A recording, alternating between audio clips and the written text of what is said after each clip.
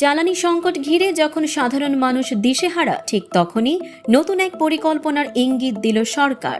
চালু করা হবে ফুয়েল কার্ড বা জ্বালানি কার্ড। চলুন জেনে নিই ফুয়েল কার্ড কি ও কিভাবে কাজ করবে, কারাই বা পাবে সুবিধা। ফুয়েল কার্ড কি?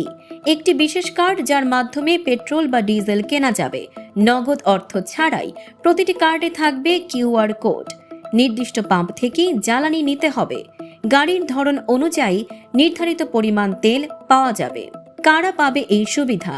এই কার্ডের মাধ্যমে মোটরসাইকেল, প্রাইভেট কার, বাস কিংবা ট্রাক সব যানবাহন নির্দিষ্ট পরিমাণ তেল নিতে পারবে। মূল সুবিধা কি? খরচ নিয়ন্ত্রণ, অতিরিক্ত তেল নেওয়া যাবে না। ডিজিটাল ট্র্যাকিং, কে কত তেল নিচ্ছে সব রেকর্ড থাকবে। স্বচ্ছতা, অপচয় ও দুর্নীতি কমবে।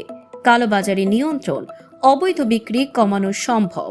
জ্বালানি বিভাগের সূত্র বলছে, মধ্যপ্রাচ্যের চলমান অস্থিরতা দীর্ঘ হলে বিশ্ববাজারে তেলের সরবরাহ আরও কমে যেতে পারে। ফলে দাম বাড়ানোর চাপ থাকলেও তা পুরোপুরি সমন্বয় করা কঠিন হয়ে পড়বে। তাই বিকল্প হিসেবে ফুয়েল কার্ড চালুর উদ্যোগ নেওয়া হচ্ছে, যাতে সীমিত জ্বালানি সুষ্ঠুভাবে বণ্টন করা যায়। এই পদ্ধতি বাস্তবায়নে সময় লাগবে বলেও জানিয়েছে কর্তৃপক্ষ।